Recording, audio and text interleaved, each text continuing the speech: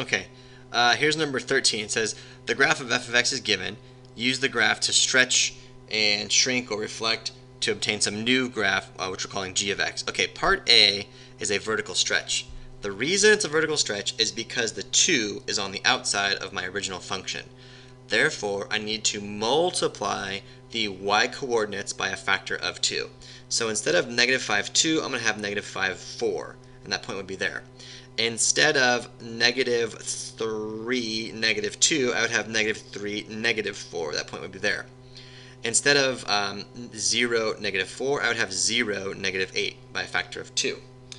And instead of 1, negative 1, I would have 1, negative 2.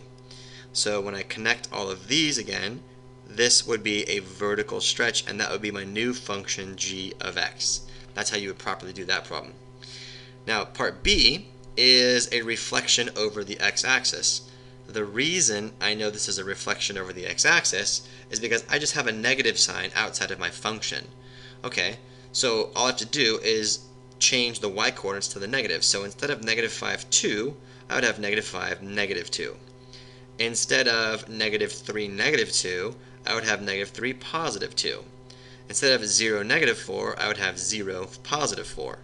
And instead of 1 or 2, negative 1, I would have 2, positive 1. So my answer would look like this. This has been a reflection over the x-axis. That's not bad. And that would be my new function g of x. Okay, part C, this one down here.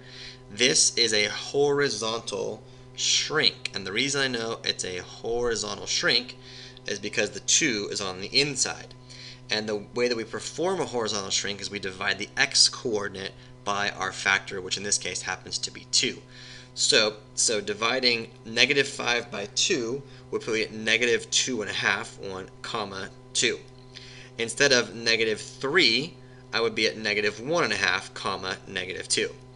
Well, dividing 0 by anything just gives me 0, so that point is going to stay there.